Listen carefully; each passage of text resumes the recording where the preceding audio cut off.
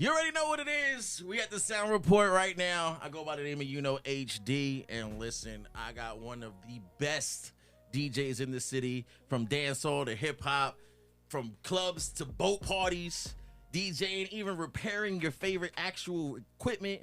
He do everything. Djrockcee is in the building. Yep. What's going on, man? Everything's going good, my brother. Everything going great. No complaints at all, man. If I complain, God punish me, man.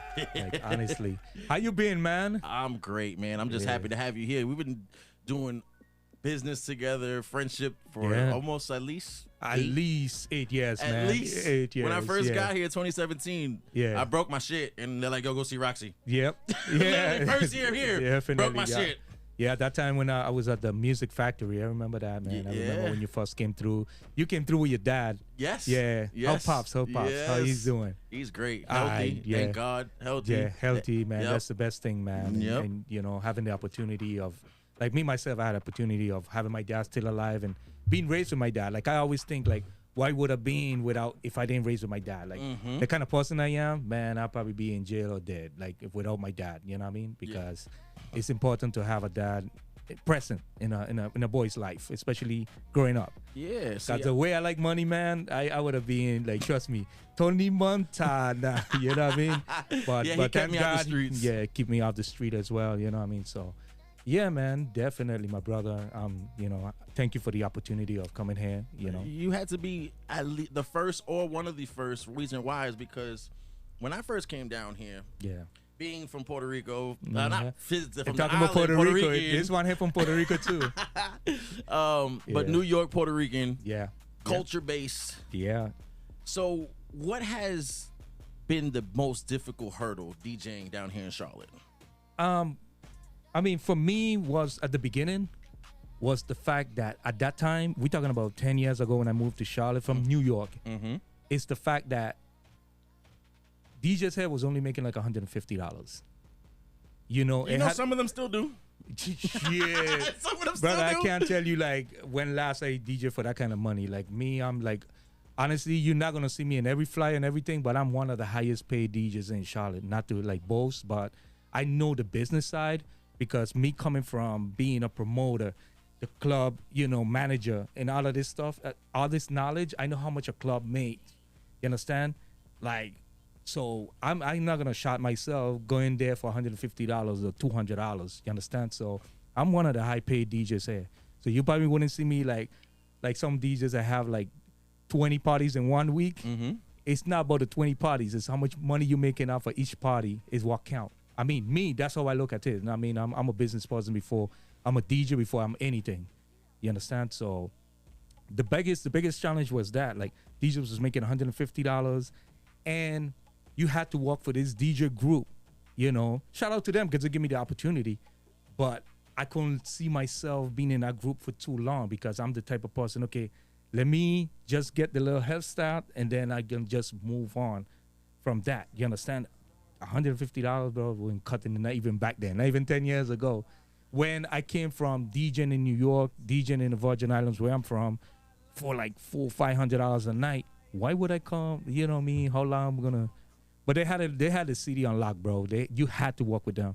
You couldn't get no gig. You could have go uptown and go anywhere. You had to work with those guys, you know what I mean? And shout out to those guys, you know what I mean? Not gonna give out the names, but every DJ in Charlotte know who it is. Yeah. You know? You have to tap in. You had to tap in with them guys. But yeah, man, that's the biggest challenge. The money part was the biggest challenge. Then, you know, I was not like a wedding DJ. But then I realized how much money was in the wedding stuff. And then I was like, hell yeah. You know, so that was a big challenge because being a wedding DJ, being a club DJ and being a wedding DJ is totally two different things. You know, but the money in weddings, and I hate doing weddings, but I could tell you, I charge a lot for weddings just because I hate doing it. Not because, no other reason. But weddings can pay you, I mean, starting at $2,000 if you know what you're doing, $2,000 up to $5,000. You know what I mean? So before we get there, yeah, because I do want to talk about that. Yeah.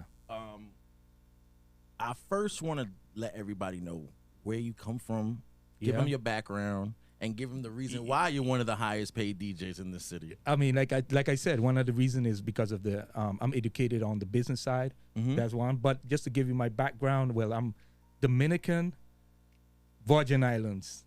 But it's hard for me to say like I'm fully Dominican, and it's hard for me to say I'm fully Virgin Islands. You know, my dad is Dominican. My mom is from the Virgin Islands. I was raised in the Virgin Islands. You know what I mean? So shout out to all my Virgin Island massive. You know what time it is. Your man Djrockcee. So that's my background. You know what I mean? So sometimes you hear it.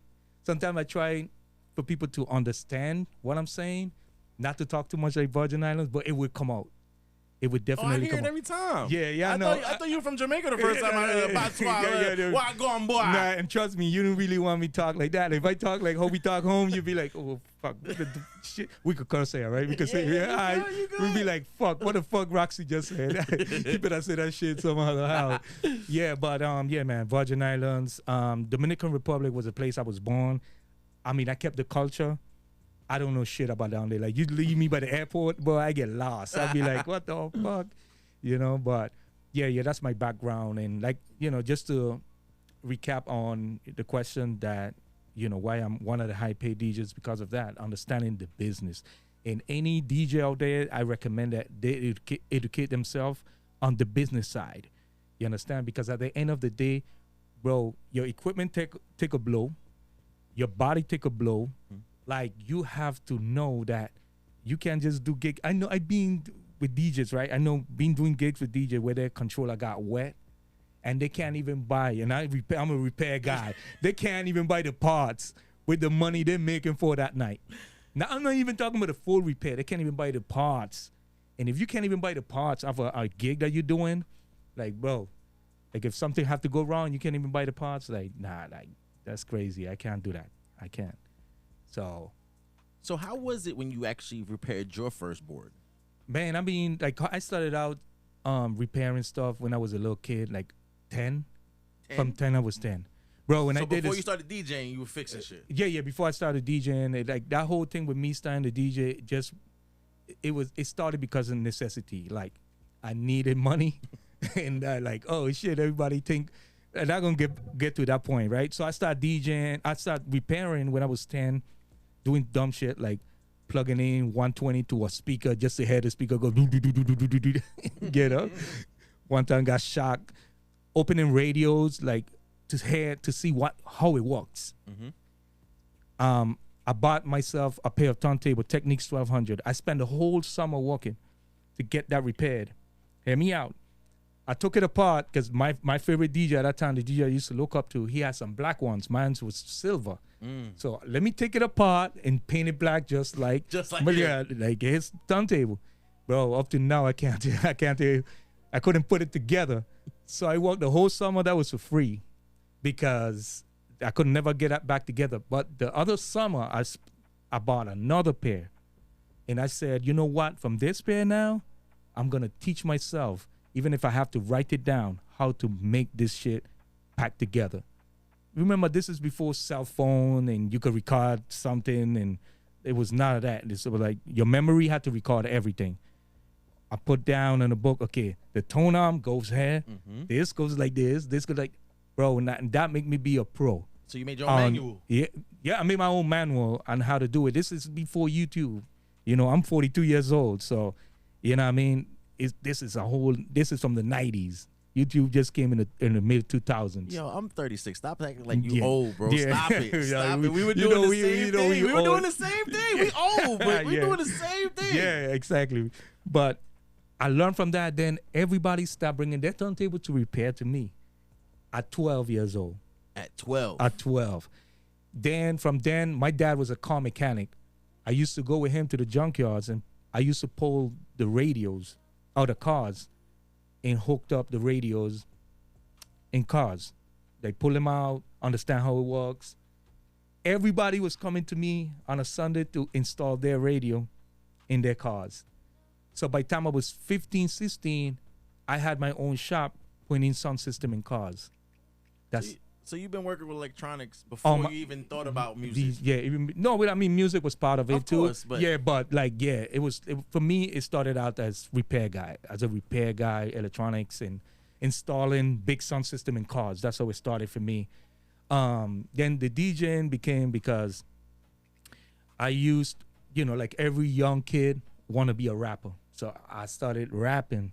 I think all of us did. So yeah, all of us did. Yeah, I started and I was getting good traction. Yeah, I was getting good traction. You still make songs. Don't even play yourself. Play yourself. I still make songs. You still make songs. Yeah, but at that time, the mentality was different because at that time I'm making songs to try to be the next, Tupac, the next Biggie, the next shit.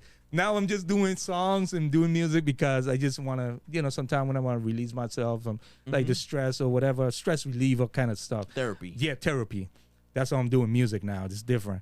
So the reason I became a DJ is because, okay, now I'm the rapper. Me and my other friends are rapper. But who the fuck gonna be the DJ? So I'm rapping and DJing at the same time. So you walking out there, like playing the song, going back. So that's how it started out for me with the whole DJ thing.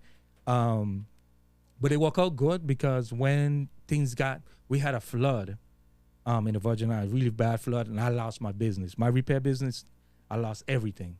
So I had the opportunity to DJ for a Latin party on a Thursday. So this guy, shout out to John, he gave me the opportunity to work at his establishment. And from then, it was like, that first gig he gave me, like that official first DJ gig, because the gigs before that was me. And at what age is this? This is like 18 now. Okay. 18. So you're repairing for 6 years. Yeah. Doing little things here and there. But and then your first gig at 18. Officially DJing 18. And that was a Thursday night, and it went great. And I'm talking about DJing with CDs at that time. You did CDJ? I was just about to ask you. You used the turntables or not the even CDs? CDJs. They had something called a Newmark, where it was like a controller this side with two CD players on the bottom, and then you had the two little spinning wheels. Oh, so it's a controller. It's a little control. Yeah, no, but it's a controller that control for the CD with CDs. Yeah. But look, back then, that was the shit. That was the shit. So think about it. You had a book of CDs instead of carrying your turntables. Yeah. I don't know if a young DJ can really fathom the idea of a CD book. Yeah, no, they don't. A lot of DJs don't know what a CD book is. Like what? I don't even know what they thought us like.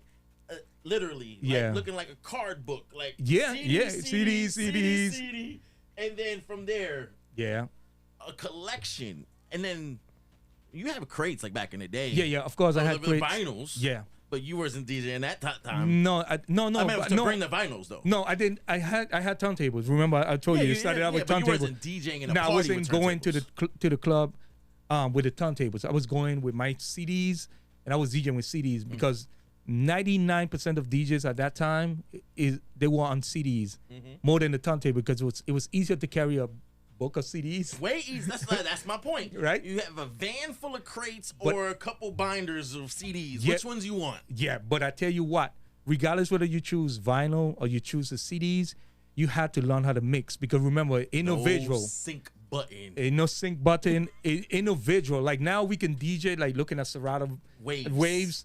Ain't no waves, bro. You have to listen to the sound. Like, okay, I got it now. Well, that's why I respect the EDM DJs a little bit. Little bit. What they do, they're still two separate and they use their ears. The good ones. No, they still use their ears. Yeah, they do. The good ones at least do. Yeah. So ain't no computer. So that started out for me. That Thursday built for me to start DJing on Friday and Saturdays.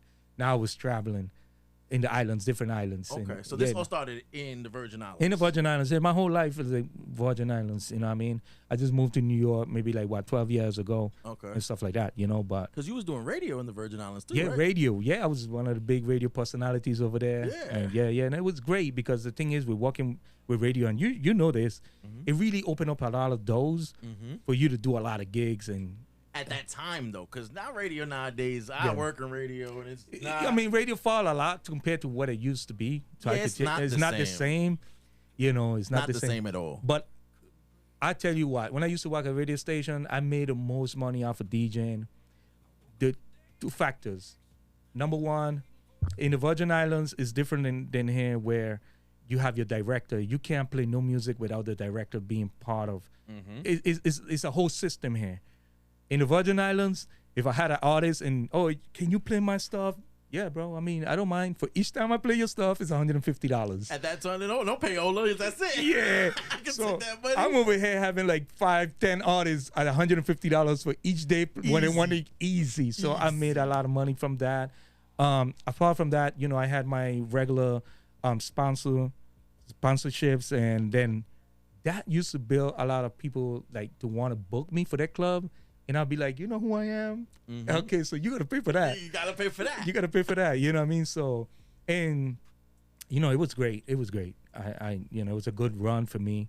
So this sound report is very focused on technology and how people make money with technology. yeah. So now you just like me, Yeah. DJing early 2000s, Yeah. 90s. Yeah. How has technology changed to either better or worse in the culture? For me, and I know some people would say, man, you shouldn't say that. I would say for better. Okay. Now, the quality of the sound that's coming out is for the worse. Okay. But when I say better, I mean like it's easier for you to go out with a computer and a controller and just do what you got to do without all that extra. You got to understand, when you're DJing with turntables, and I could tell you this from a repair guy, and you have your needles. Back then, you had to put your stuff like on form. You had to put like your turntables like on. It was a lot. Oh yeah, you fixed mine. I know. Yeah. So, in order for you not to get vibration, it was a whole lot. You know, sometimes you will have a record that has a little mini scratch, and people dancing and the whole thing just skipping. You know, and it make you look bad as a DJ, even though you're good.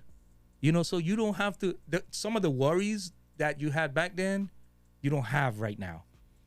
My worries now is just making sure that I keep the party going, reading the crowd. Back then, you had to make sure the technical part and still the part where you making sure that everybody's having a great time. You know, it was hard. It was hard. It was really an exercise for your brain. Yeah. You know, but you were still getting to do, but it was like your heart beating all the time. So was it better for you to have a host at that time? If a better So is it better for you to have a host at that time? Or because you have to focus on the technical part of actually. I mean, DJing? back then, especially in the islands, you call what you call the DJ is not the DJ, right? The DJ becomes this what you would call the DJ, the selector. Yep. Selector. The DJ is the guy with the mic. You understand? So you will have two people DJing. I mean, you could do both.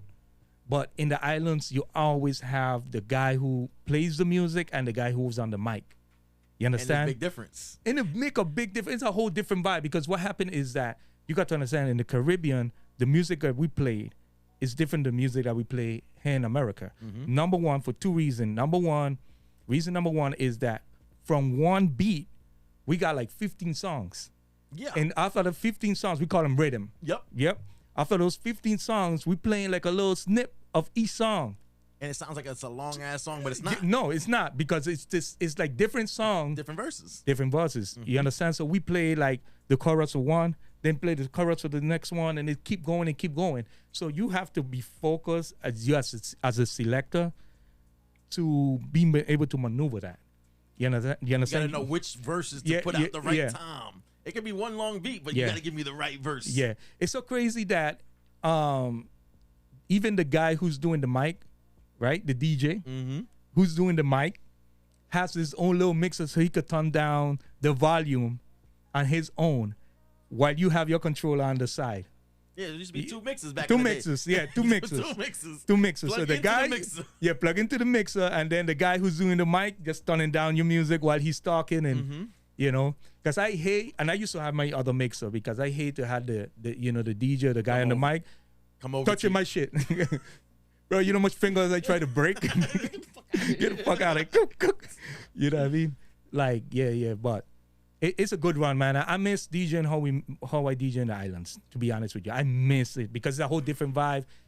Like, another reason too is, like, we play the songs that we play here in America, right? The hip hop, the R&B. We play that in the islands, but then we play our own stuff too.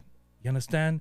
which carry the vibe even broader. Like I DJ in clubs here, and maybe I can play a couple dancehall, like 1 or 2 dancehall, but it's not gonna be a section. It's not gonna be like a whole, 1 hour of me playing dancehall. This is perfect because I just wanted to get to that next part because I'm from Yeah. New York. Yeah. I know what a clash is. Yeah. I know when 2 DJs is battling in a room Yeah. and it's sweaty and it's different.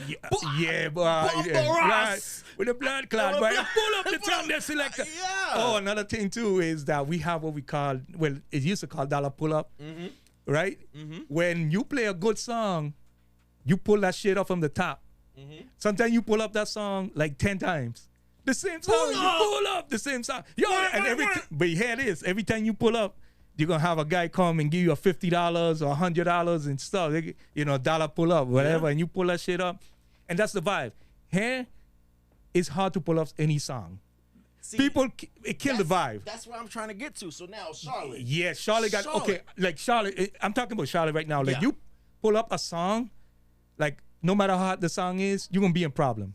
Because people be like, I gotta start all over again. But they don't understand. They don't understand that. They're behind. They're behind time. So how did you navigate coming from a diverse city like New York, like the Virgin Islands? How did you navigate in working in a segregated city? Bro, it's a disadvantage. It's a disadvantage DJing in Charlotte with the crowd that we have here compared to New York. You understand? Because they're not up to par. Like, even in the Latin community, like I DJ in certain areas, like in Greensboro, bro, they're still listening to mariachi, like fucking old Mexican music. You understand? Nothing wrong with Mexican music, but I'm saying you can't, you like Selena is, like Selena is good music, it's cool. Yep. But bro, you go into the club, you play Selena in New York, you get shot. I told my wife the other day, bro. If we were in Greensboro, right, couple weeks ago, I say if the DJ that was playing there, if he got to play in New York, he's not coming out alive. He's not. He's getting eaten up alive. Yeah. So it's hard. It's super hard because it's like you downgrading yourself instead of upgrading or like. We, like me personally, I download music every weekend, especially if I have a big gig, I download. But certain plays you cannot play your new shit because everybody watch you like, the fuck he's playing. See, we come from a city where they're open-minded to hear something new, and if they don't know it, they're open-minded to listen to it. To find the groove. No, and they keep up with stuff. That's why, like, when New York, they keep, like, that's the good thing about it. Like, the radio station DJs over there make sure to play the stuff that's hot. And once the radio station DJ has it, you have to have it as a regular DJ. You understand? Because when you go to the club, they're listening for that. You know what I mean? Hot 97. When something playing Hot 97 or any of those radio stations, bro, you know that shit gonna be popping in the club that same week. You understand? So that's the only thing about here. They're really behind time. So with them being behind time, how do you introduce new songs to them? You have to. You take your risk, but then you become a whack DJ because because it's like he playing shit that we don't know, and it's a disadvantage. It's a disadvantage, my bro. Like honestly, like. But so now you got a aspiring DJ. Yeah. That's from New York that just moved here. What would you tell him to do? Man, I tell him like, in order to win the battle. Right, is give them half of what they like and do half of what you, a customer, doing. You understand? Like that, you make them happy halfway. Because they're not going to be happy if you just play all the new stuff that they don't understand. Because it puts you on a disadvantage because they'll be like, man, he's not playing good music. No, he's playing good music that you don't know because that shit just out the press, brand new. That's what make it hard here in Charlotte. But who wants to party to old music all the time? Yeah. And who wants to party to the same type of music and all the time? Which is hard because let me tell you something. If you look at the market in Charlotte, like with most DJs, and this is with all the respect for all the DJs I have. Yeah, no, this is all respect. Yeah, all respect. Bro, you will come on, the other DJ will come on, and they're playing the same shit. We are playing the same shit, playing set. Look, I open up, right? I was DJing on a club here that is popping right now. It's good, beautiful club. For me, I'll tell you this: the best sounding club is that club. Not gonna mention the club, but we had like a Nicki Minaj and Cardi B night. So I'm not trying to play all, because I'm the open DJ, only 2 DJs, and I was the open one. I'm not trying to play all the hottest Nicki Minaj and stuff, and I have everything. Then the club manager's like, "Oh no, you can you play more Nicki Minaj and more thing?" I said, "Bro, the other DJ gonna come on, but is that what you want? I'll do it. I play it, right? I play all the Nicki Minaj, the new Cardi B, the new Nicki Minaj, everything. I play that stuff. When the other DJ came on, he sounded just like me. Like it was like you on can't repeat. beat that. You can't, Bro, it's a dumb thing on the actual owners. It's a dumb thing on the managers promoters, and stuff. I would tell this to the managers, like, let the DJ do his job, especially when you know he's a DJ that DJing for 20-something years. Because the reason I'm a good closer, like I'm the main closer DJ, is because I was a good opener. And I don't mind opening. Me, I'm going there for my money, bro. Like, He's like, I'm ready to open this shit. I don't get I'm going for my money. The quick I could go home and all the madness that that happens after the club, I can skip that. I don't care opening. Like my thing is, I'm humble enough, bro, that I don't care who's doing it for 20 years or 2 years or whatever the case might be. I'm humble enough that I want to be home at a certain time, so I don't mind opening. If you want to feel big, that you're the closer, I don't care. I don't. It comes to a point where you don't care about that stuff. You care about, bro, at the end of the night, give me my money, because I'm not a staff. I'm a DJ. I'm my own business. Because that's the problem with certain clubs that you go to. They tell you, oh, they pay their staff on a Tuesday or on a Wednesday. No, bro, I'm not a staff. I run my own business. Yep. I'm hired here. I'm my own business. Until DJs understand that you are a business owner, they're going to be in problems. Number one, you're going to get paid a little bit of money. Number two, you're going to get paid when they want to pay you. And I even did a video on this, that a lot of DJs need to understand their worth. Until you understand how much you worth, you're going to be in problems. Because talking about worth, this is sponsored by Av right now. You see all the $1 million shout out, the $1 million look over here. Yeah. Talk about worth. Yep. Yeah. So keep going. Yeah. So understanding the business side, they need to educate themselves on the business side and understand you can't just take everything that comes to you. Sometimes, in order for you to get what you want in life, you have to say no. You know what I mean? The strongest negotiation position you want to be in is say no and mean it. If you're not going to give me, you know what I mean? Let's say, for example, I'm DJing. How much you charging? $500. You're not going to give? No, bro. I pay my DJ $300. Okay, well, continue getting those $300 DJ or $200 DJs. When you're ready to pay me $500, then we can talk. We'll be there. We be here. You know what I mean? So we be here. But until you build that mentality, number one, the club owners, the promoters, gonna do what they want with you. And I only decide to work with people who acknowledge your talent and know your worth. You understand? From club owners to promoters, that I only work with those type of promoters. Like I'm DJing for the Black Boat, and the promoter for the Black Boat, he's from the islands too, and he understands how it works. You know, shout out to him. And like I give him my prices, he didn't even bag in. I'm like, oh, Roxy, can you do it? So those type of promoters say that I can work for. Of course. That's not gonna bag in with me and be like, yo, bro, but my other DJ that's coming on before you, he only charged. You know, he's not that type of promoter. I can work for the guy like that. You understand? Any promoter that come to me asking for discount, nah, bro, like, you don't understand that the reason you're paying this amount of money is because it took me this long to have this amount of knowledge. This costs money. Knowledge costs money. So if you had to give that same person some advice to start their business and start it the right way, they just got their controller. Yeah. They don't know a promoter. They don't know what club to go to. Yeah. What does he have to do? He just has a board and he needs to learn the business. What does he need to do? I mean, first?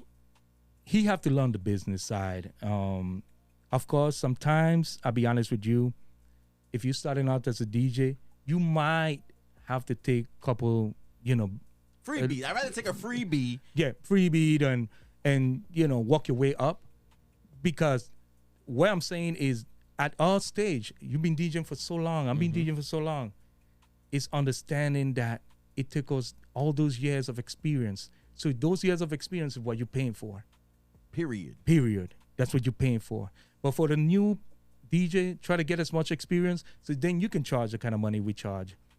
You know. And so even if it has to be free. Even if it have to be free, yeah. I'm not saying to undervalue yourself. Yeah. Don't undervalue yourself. Yeah. We're not saying that. Yeah. But you rather get something to promote yourself and put you in a better position. Correct. And that goes a lot more further. Yes. Because networking is a lot to do with it too. Yes. Networking. So harping on networking. How important is networking? Yep. Definitely. You know, so that's one thing I will tell any new DJ. Try to get the experience in. And how much do they have to network? How much do they have to network? Man, I would say give it at least 2 years of experience. Like, go there, you know, do as much gigs. Some DJs like you know, like my wife, DJ Luna, she was able to skip a lot of the learning process because she have me there 24/7 teaching her the DJ side and the business side. You understand? So that was a real, you know, advantage for her, having somebody that was there 24 hours telling her. Yeah, hold on. Take your information, so put yourself on real quick. To say hi, over here real quick. Come over here. Yeah. Hello, everybody. I'm DJ Luna. There you go. I was gonna say, don't forget to tell him all the pointers that you gave me. Like, There you know go. your worth and your value. Yeah. No, hold on. Say all the pointers he told you. Yeah. Make sure you know your worth and your value. Always do a good job. Stay up to date with music. Yeah. Read the crowd. Yeah. Read the crowd. Read the crowd. Yeah. So, from your perspective, how do you read a crowd?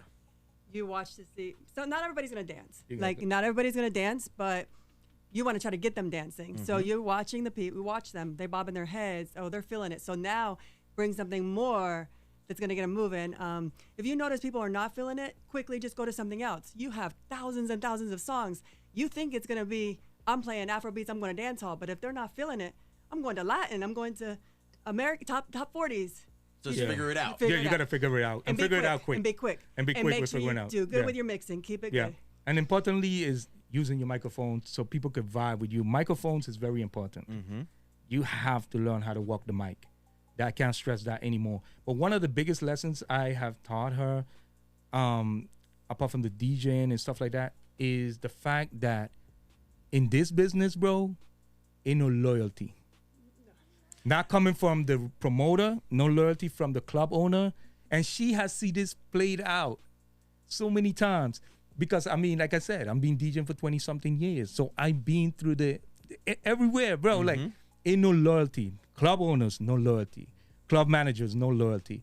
Promoters, no loyalty. Yeah, I learned that the hard way. Bro, they will use you all the way until the wheels drop off. But the minute you can provide something for them back or whatever they don't, something expectation. And one of the expectation is one night that doesn't go good for you, that's it. That's a wrap. They forget about all the nights that went great for you. Another thing with club owners too, if you're working as a promoter, is they're not loyal to you. She been in a position where we was doing displays that nobody used to go to. It was a smoke shop.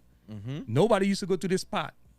And me and her built this spot up. She was building it with, you know, a charisma. And I was building it up with the knowledge that I have with DJing and stuff like that. And people was coming. The place got packed. I'm the type of person as a promoter, because I was a promoter too. I look at the room and I could tell you approximately how much money we're going to be making tonight. Like, oh, I don't see nobody at that damn bar. Right? I don't see nobody at that damn bar. I don't see nobody at that damn bar. But I tell you this, I look at the room and I'll be like, okay, it got 40 people, right? If it got 40 people, approximately at $10, we got about nearly $400. Not everybody paid, but we got close to $400. At least. Right? So the room is full of 200 people. And, you know, when she started promoting on the spot. And I was like, babe, how the hell? I'm counting in my mind how much money approximately, and you getting this. Next time, walk the door. The lady was stealing her money from the door because she was having her people doing the door. And it was ridiculous because it was like $3,000. and she was only getting like $500 when she wasn't working the door. I said, keep an eye on the door. And that's one thing I tell every promoter, because I give pointers to promoters, because I was a promoter too. Always keep your eye on your money. Never look back. Yeah, never look away. You will get robbed. You can even pay her so good, and she's still a little bit. And then, yeah. So the person, the club owner, was stealing her money. And when she realizing that how much money she was making and how much the place was growing, she decided, okay, I don't need Luna to come here and promote. I could do this shit on my own. And I make all the dough money. Mm-hmm. Guess what? She lose her job, right? She's like, oh, we're going to change your mind, woo, woo, woo, whatever. Mm-hmm. Blowing smoke up your ass like, oh, you always be here. Roxy always be here because you're energy. Talking shit. Talking shit. Yeah, they're not loyal, bro. They're not loyal. Not loyal. Yeah. No, they had to close down. That's it. The whole place had to close down. They had to sell it to somebody else and whatever the case might be. But God don't like ugly, bro. God don't like ugly. Never did. Yeah. You know, so she learned that and it's it unrolled on her many times. Many times it unrolled with the business side and people not being loyal. You understand? But yeah, man, that's just how the business is. The DJ business like that. So definitely. So if somebody wants longevity in nightlife, yeah, what is something they actually need outside of talent? Charisma. You can be your attitude take you everywhere. You know what I mean? It's like this. Even if you're good looking dude or good looking woman, it bring you in the door. But if you don't have the right attitude, you be the ugliest person in the room. Fast. Fast. You ever been in a place where you like, this girl stepped in and then just because of the way she moved, her attitude, she becomes like somebody you don't even want to talk to? Yeah, just turn instantly ugly. And it goes for the business side too. Like if you could be talented, you could be whatever, but you're a hard person to deal with, nobody want to fuck with you, honestly. You know what I mean? So have a good attitude towards people, towards, whatever you're doing. I know it's hard for us as DJs, to be honest with you, to keep a great attitude 24/7, but at least keep it at least 80%. Because, sometimes it gets frustrated when, you have people on the DJ booth coming up, asking for this, asking for that. You being in a position when you playing, but they always going to have a hater on the fucking, like, and don't do me that. Like, anybody, look, watch this podcast, right? Anybody go to one of my gigs and do me this, I'm going to embarrass you because you never want to trying to embarrass somebody with a mic in the hand. Because they're going to talk homeless. Oh, my fucking God. Listen to me. If you try to embarrass me, I got a mic in my hand, bomba clot. Well, y'all get it, Yeah, I will get it, Yeah, you know what I mean? So never try to embarrass somebody with a mic in the hand. You'll learn the hard way from that. So it's sometimes things like that, make the little job harder, and you got people like coming up. You playing good music, everybody dancing, but then somebody's like, oh, when you gonna play this? When you gonna play it? When? Like the best one. Oh, I'm ready getting to leave. Can you play that song before I leave? Like, no, motherfuckers, just stay until I'm ready to play that shit. If not, you can go play it in the car. You understand? Me and Slim talk about that all the time. Yeah, you can play it when you first walk in. Yeah, like 10 o'clock. Yeah. Play the record. Yeah, 10:15. Play the song. And before I forget, local DJs, local artists, or any artist. Perhaps I don't care who it is. I'm gonna tell you this. I was an artist myself.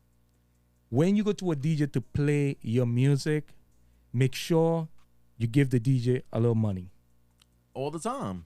Do not go trying to let the DJ play your music, especially if we have a full house and you want your music to play for free. That's not gonna happen. At least with me, that shit's not gonna happen, bro. It never. Bro, even if it's a $20, even if it's a 10, 20, you need at least 100. Oh, you're 100. Oh shit. You need 100. It's a packed room. Think about it. It's a packed room. Yeah, it's a packed room. It's a packed room. Yeah. If you really want to put it together, make it make sense. Make it exactly. Make it make sense. Yeah. Now, in the strip club is different. We could play Yeah, songs all the freaking time. $20, $50. Yeah. I'm there 8 hours. Yeah, I correct. don't care. Yeah, correct. But in a regular party when nobody knows you, yeah. if you don't have 2 sections or more, Yeah. not one Yeah. section ain't gonna do it. Yeah. 10 people? Yeah. That's not enough. No. You got 50 people in the club though, 60 people. Yeah. That's That's something different. to pay attention to. Yep. So Yeah. yep, we need that money. Yep. To, because me definitely when I start rapping and stuff like that, I spend a lot of money on my craft. Even now as a DJ, I spend a lot of money on my craft too. I mean, I'm one of the type of DJs that I do not go to YouTube and download any music. I pay BPM Supreme. That's $60. Because remember, I'm DJing in Latin clubs, in American clubs. So I have to pay for both. Yeah. So, BPM Supreme Latin and BPM Supreme, the regular one. And I got to pay for both. That's $60 coming out of my pocket. That's apart from the equipment that I have. You understand? I have top equipment. Because for me, I stand in a bad position. How can I go to somebody club or somebody party or somebody wedding and my equipment fucking up when I'm a fucking repair guy? So why would I DJ with cheap shit? You know what I mean? So you gonna fix your shit regardless. No, I'm gonna fix my. No, and it happened to me. I was one time one of my CDJs break down, so I'm like, babe, can you go get me a screwdriver from the car? And I'm like DJing one CDJ, instant double. It's one CDJ fixing one hand, DJing with another, fixing with I already did that, but still, I don't never want to be in that position all the time. So I make sure that my equipment is top notch, like best of the best. That's why you pay $500 or better though. Yeah. Period. Yes, correct. That's why, because who can DJ and fix a freaking CDJ at the Same same damn time? Yeah. At the same, who's gonna do it? No, not just that. I've been to clubs where I DJ and I'm like, man, this sounds horrible. I remember the first time I went to it was Penthouse. But the first time, I haven't been to Penthouse in a little minute, but when I first started DJing at Penthouse, I was like, man, this club has so much potential. This place is packed. But the sound system sounds like shit. I'm sorry. I'm gonna say something on that.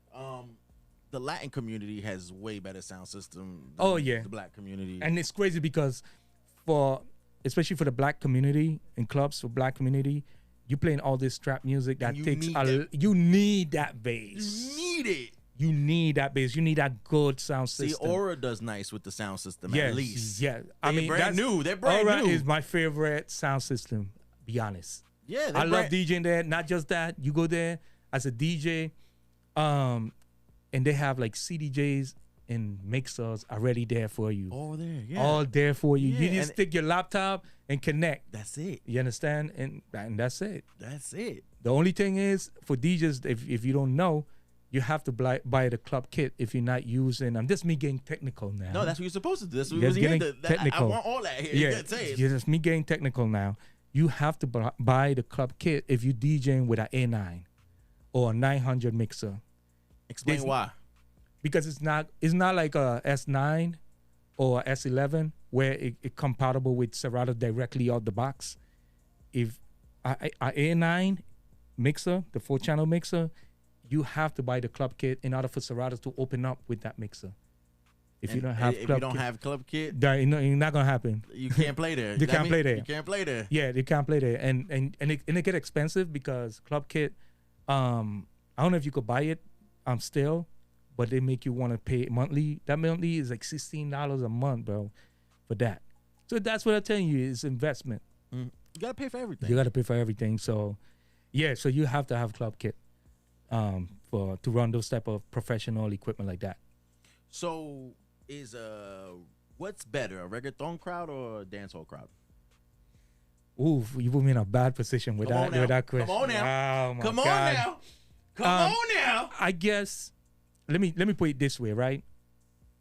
The best feeling that I get is DJing dancehall music, even more than reggaeton. I love reggaeton. I love dembow, but it's something about reggae and dancehall that, since I was raised in the islands, in the way that people, feel this music, it's on a different level. But the whole pull up, the whole, stuff that you say in between before you play a song, because this is the thing. when you DJing in the Caribbean, right? If you the one with the mic, you would say shit before you play the song. It's not like you saying shit over the song. No, you're saying with it, over it, next to you it, stopping, around it. no, like you literally stopping the song. Hey yo, Listen, any girl, any independent girl who come here with their own money, you know what I mean, independent on no man and this and that, lulu, like, and you saying that kind of stuff, and the girls are screaming, and then you play the song, and the song relate to what you're saying. Mm-hmm. That's a vibe, bro. But that's the way we learned. That's the way I learned how to DJ in New York. That's the way I learned how to my mentor and here. And ain't no way. The only place I know in Charlotte that was like that, like home, that give me that feeling of home, dancing, playing dancehall and reggae and stuff, was Crystal back in the days. Of course. That place, like I miss like having that type of like energy, of DJing that type of energy. That I love that. Reggaeton too is good. I'm not gonna say that, you know what I mean, before they stop booking me in Spanish clubs. Like, you talking shit? You wanna go over there? Yeah, you wanna go over there? Go over there. Then I'm fucked because there ain't no much Caribbean places there. Yeah. But it's a different vibe. It's a whole totally different So vibe. before I go to my next one, can you just, for the new DJs, what's the difference between reggae, dance hall, and bash hall? Bass hall, excuse me. Bass hall, never heard the phrase bass hall. Yeah, that's what they call that. That new style of dance hall is called bass hall now. Bass hall. Okay. The big basement style, bashment style. I mean, I'll tell you this. I do download that new dancehall music, the new stuff, but it can never be the same vibe as the old dancehall used to bring. Like Ting-a-ling-a-ling. Nah, trust me, it's a whole different vibe. You know what I mean?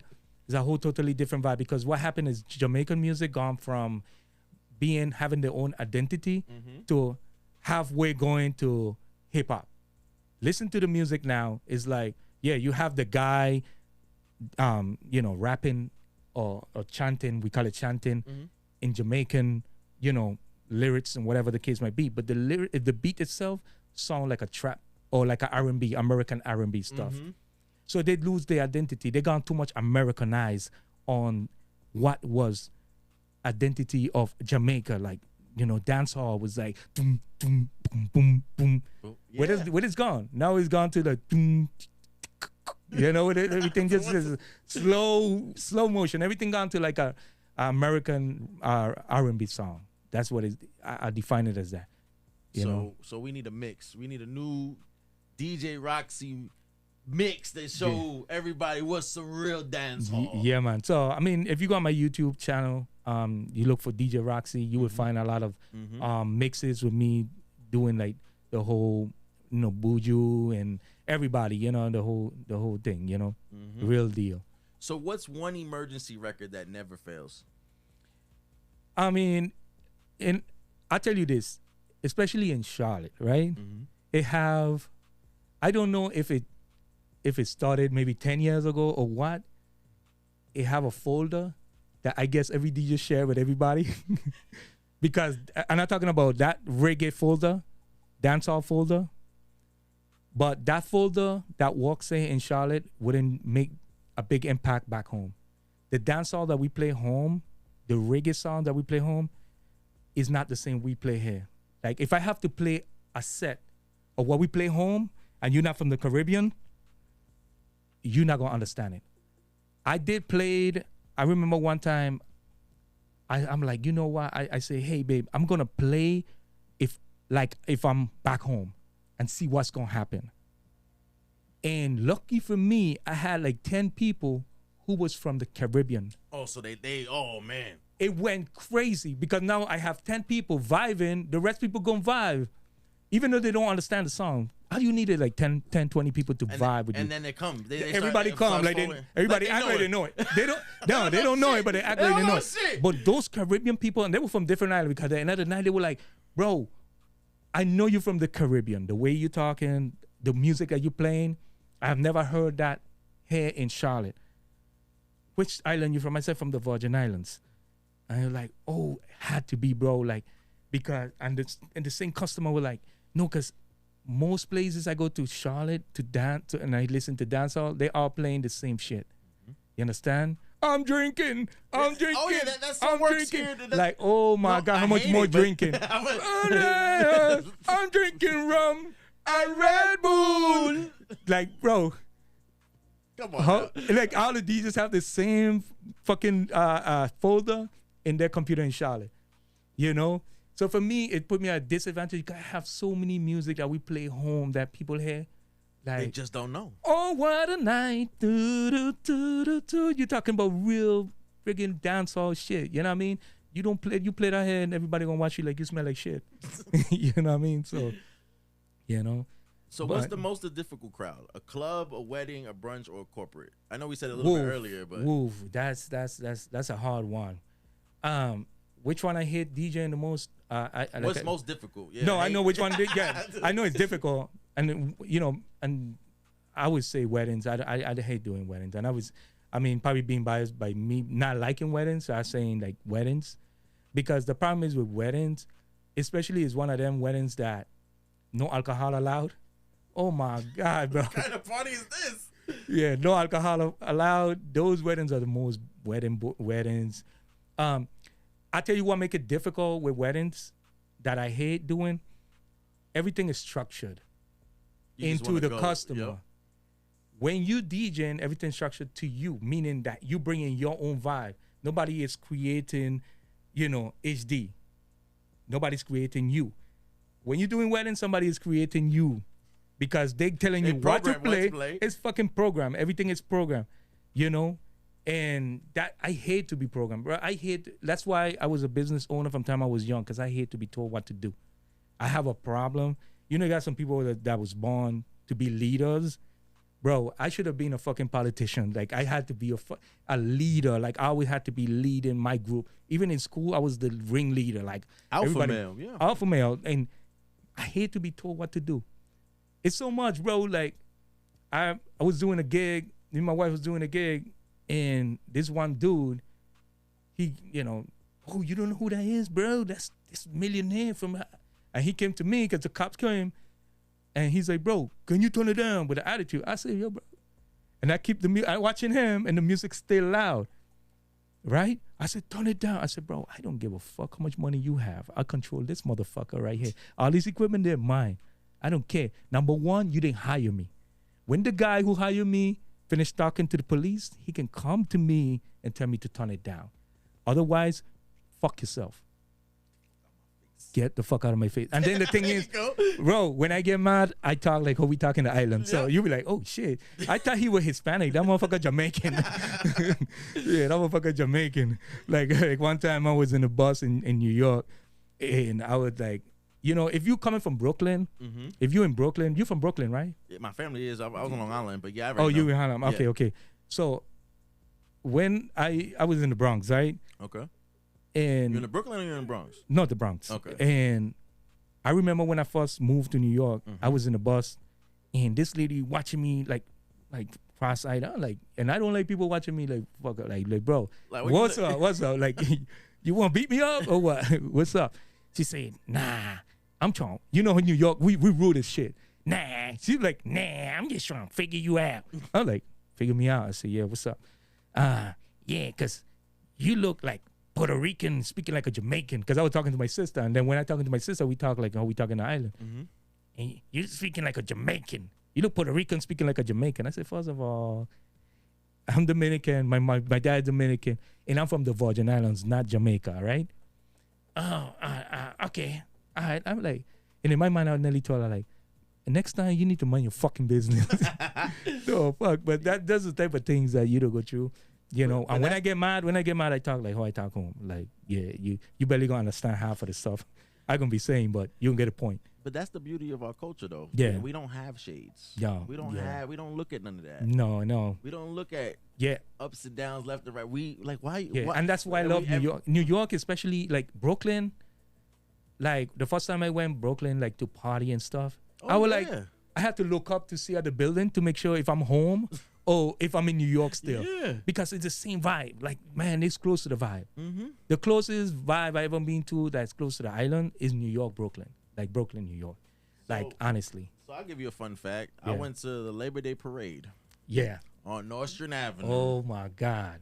is the absolute best time of my life. When Yeah. I can see legit Trinidadian women Yeah. literally going through like it's carnival. And half naked too. Oh yeah, Half naked. Half naked. You can't Yeah, forget half about naked. that. Yeah, You can't forget half about half naked. naked. No. You know, but that's how we to see home, and then that's why in the islands, like as a young man, you start out young having sex because everything's sexualized in the island. Everything. Sex is nothing. Like over here, like it's a little more difficult. Even though you could get girls. I mean, you're not a bad looking dude, no homo. I'm not a bad looking dude. We get girls, bro. Yeah. But you hear what make it difficult? I tell you, I already don't did all the statistics of how I make it difficult for sex in America than home. Home, if a girl find you attractive, you could just link up with her that same day because she only live 5 minutes away from you. Every time. You know how much girl call me the next day like, hey, girls I meet at the club like, hey, I want to link up with you. What you doing today? Yeah, I'm open today. What's up? Yeah, I live in Columbia. I said Columbia where? Yeah, South Carolina. I'm like, Get the fuck out of here. I'm sorry, baby. Bye. Bye. I'm not driving 2 hours some pussy. Like, I'm sorry. They Like, won't even drop 20 minutes. no.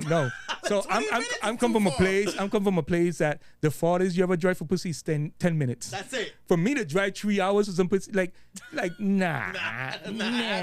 it's not happening. It's so not happening. nah. So that's one of the things them to like what to make it difficult here for sex. But in the islands, sex is nothing, bro. Like from the time you're a kid, all you seeing is girl whining their ass, living in the air for carnival, and we have like in the Virgin Islands, we got carnival in the different islands like St. Croix, St. Thomas, St. John, and then you have the British side, which is Tatola, Virgin Gata. Each of these islands have a carnival, so it's carnival all year round. Like every damn 2 months is carnival. You understand? So It's too much fun. it's too much fun. Nah, Too it's much too fun. much fun. Too much fun. fun.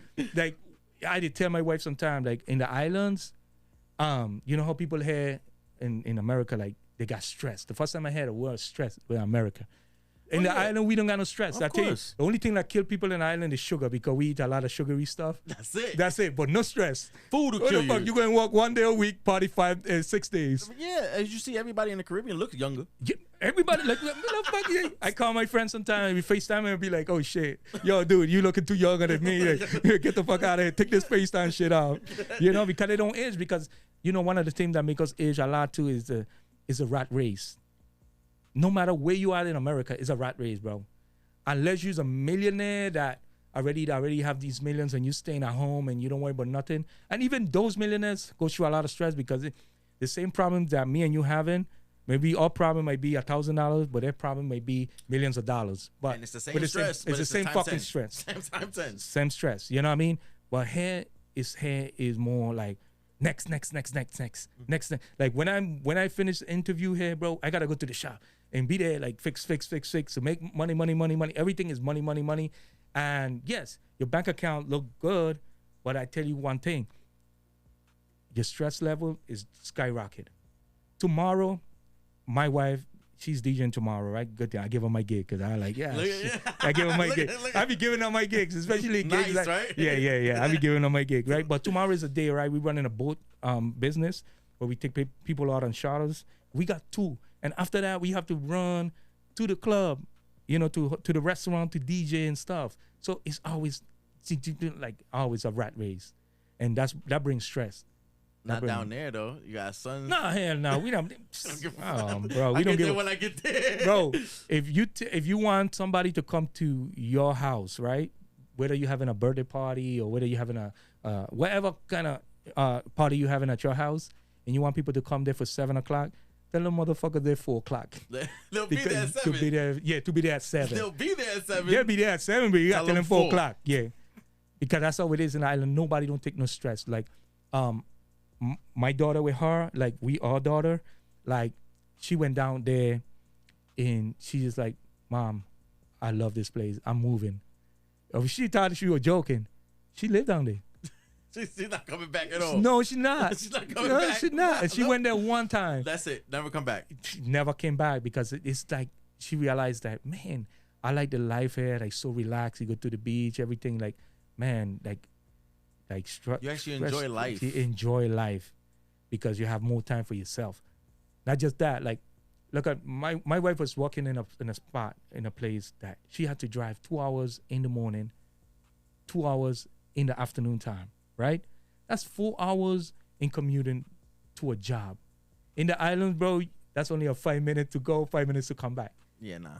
You understand? You It's a still big have your whole difference. life. You have your whole life. You sitting in a car like you're taking a flight to a fucking another state. Yeah, like and that's the only free time some people have. How much is it to fly like the distant flying from Charlotte to Miami? Like an hour. So she don't went Miami on a plane and come back Twice. Yeah, 4 times. 4 times. 4 times. 4 times in one Just day. to get to work in one day. So calculate that 4 hours times 5. Man, baby, you're good at math. How much? 20? All right, good. I see how There you go. There you go. So that's 20 hours, bro. That's nearly a whole day in 1 week gone, just sitting down in your car, just being stressed about this other idiot driving fucked up because you know how they drive here. You know? They're Yeah, terrible drivers. Terrible drivers. And that I always tell her, like, because I used to drive in New York, like, a lot of drivers can't drive from here, can't maneuver themselves in New York. Cannot. People going to hit their car. You know, In New York, we bob, weave, and shake, but Yeah. we know what we're doing. Yeah, we Over know here, we- they, no, they're they- just no. like they just Bruh. drift into a lane, no one next to them. that's crazy hair, man. It's super crazy hair, like, you know, but, So, what's one thing DJs need to stop doing immediately before we get out of here? oof. That's a good question. You put me on a spot. Let me see. I mean, one of the things them I would say if I established DJs stop doing is undercutting. Undercutting. Yes, immediately. Stop. Like, another thing is if I'm DJing with you in a club, I want to know, like, and especially if I have not DJ at that club, like, bro, how much you charging? Oh yeah. Because if you tell me you're charging $500, I'm going to charge $500 too. Easy. Not because I'm trying to be in competition with you, but I'm not trying to fuck up the business for you. Because then you know what's gonna happen? Oh, Roxy only charged 2 and you charging 5. They're gonna ask me to come on more because you know I'm bringing the same vibe you bring in, but I'm charging less or whatever the case might be. Mm-hmm. So I find out how much you making. Like my DJ friends that DJing in other clubs, I'd be like, yo, bro, how much they're charging? How much are you charging them? Oh, 400, 450. Okay. I'm gonna tell them 500 so they could give me 450 too. Because sometimes that's one other thing. If you want to make 450, you gotta charge 500. Mm-hmm. You know, you're not gonna get 450 if you ask for 450. It's just business negotiation. It's just business. They're gonna negotiate with you. But undercutting is a no-no. Every DJ here need to understand that when you undercut another DJ, at the end of the day, you just running down the fucking business to the ground. One more time. Say again. When you undercut another DJ, what you're creating is running down that business, the DJ business, to the ground. So, because what can happen is that if a new DJ, or it don't have to be a new DJ, a hungry DJ in not knowing, I wouldn't say hungry DJ because we are a hungry DJ. We will be out 2-3 gigs if we have to. That's hunger, right?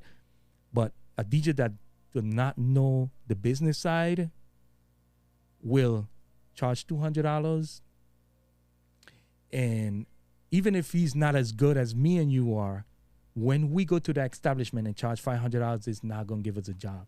So that fuck up our bread too. Every As time. professional, it fucked up the bread right there. So DJs, I don't care who it is, educate yourself on how much you're gonna charge. Look around and see what's the market. Because what they don't understand is this: when you over here DJing for $500 or $450 or $400 in a club, you in your mind might think that's a lot of money, but it's not. That's peanuts compared to how much clubs make. Do you understand that we Yeah. come from a big city? Yeah, My we come number from a big one city. the number one probably market Yeah. for DJs. Yeah. The rookie DJ is getting $200 an Yeah, hour. An hour. An hour. You understand so that? just put Yeah. yourself there. Yeah. A rookie DJ in A market is Yeah. getting $200 An hour, bro. Like, you know what I mean? So, and my thing is this: you might think you're getting a lot for $500, like you charge a club $500 4 hours, by the way. right? 4 hours, 4 hours, which is nothing. Which is nothing. Which is nothing. When they bring a celebrity DJ bro, they're paying them 20, 30 grand. Easy. And that motherfucker only come on for 1 hour. And the reason why these celebrity DJs keep being celebrity DJs is because us, the small DJs, already did the hard work to get the crowd going. You understand? We already did the hard work to keep it going. So they come in there, flip their laptop, anything they could play. If everybody drunk in the room, you could play fucking lambada, and everybody gonna dance that motherfucking shit. Chola, chola. I like that. That's it. Just Yeah, play that's that shit. it. Everybody That's going it. crazy. Yeah, it's easy, you know. But it is one, man. I just say before we close it off, is that all the DJs in Charlotte, we need to get together and like Unionize this shit. Yeah. I might have to, man. And us like educate ourselves on the business side. Well, that's why we did this too, though. Like me and Slim is producer first, but then Yeah. he became a DJ. Oh, yeah. Me, DJ and radio. Like Yeah. we just want to get everybody together that makes Yeah. money with music and or sound. Yes. And educate as many people around us. We have to, bro. We have to. A lot of people are uneducated on the business side of DJing. Stop going out there and thinking like, let me tell you this. Like I can make my money and still get pussy. A lot of DJs just want a DJ to get pussy. But you could get both. all the time. You could get both. Every Stop time. doing it just for pussy. Stop doing it Stop doing it for the- just pussy. You understand? You can make both. You could make both. You understand? You can can get make both. pussy and you still make your money. That's it. You And understand? make some real money, not undercut Not nobody. undercut nobody. Don't Yeah, undercut so- no, make some real money. Yeah, exactly. Yeah, man. So look into this camera real quick right here. Yes, sir. Let them know your name. Let them know what you got going on in your life. All right, but you already know it's your man Djrockcee. So I'm not gonna say this. If you have problem with your turntables, CDJs, mixers, controllers, CDJs, right? Did I say CDJs? Yep. No speakers. All right, I stopped doing speakers. That shit take up a lot of space in my shop. No speakers. No speakers, no amps. No speakers, no amp. That should take up too much space. Unless it's a club and I go to the club and repair the speaker on the spot. That's different because the club you could charge them a little more. You know what I mean? But yeah, 917-557-7931. That's my number if you have a problem with your turntable, CDJs, mixers, controllers. All right, man. It was a great time here at this podcast, and it's not gonna be the last time, right? No, because we got you some here more. now. We got some more. Look, I'm behaving myself today, Yeah. but we got some more shit to talk about. No, that's what this was here You for. understand? That's why you see I Yeah, built. we We were supposed to do this back in the Music Factory. you know what I'm yeah, saying? that's true. Oh, so shit, yeah, this for is real. This is all Yes, foreseen. It's coming but together. everything in God's time, man, Yep. and it was great. That you had me here, brother, and you know what I mean. Thank Yeah. you. No, Yeah. you were the first one. I was like, you know what? I gotta call Roxy. Definitely. A1 day one. Yeah, so yes, sir. I Yes, appreciate sir. you, man. Yes, You were my sir. first one. Slim been Yes, doing sir. too much goddamn interviews Yeah. on me. Fucking Slim. Yeah. Fucking shit. Hey, you're not talking about Slim right before we go. Slim thought I was a recording artist. I know, When I came in here, he's like, okay, you ready to record? I said, record what? Your song? Your fucking song? No, that come in for HD. He's like, no, okay. I thought you were one of my clients. Fuck you. I appreciate you coming through, man. All Thank right, you brother. again, man. No Thank problem, you, man. Thank Thank you you. for having me. Yep.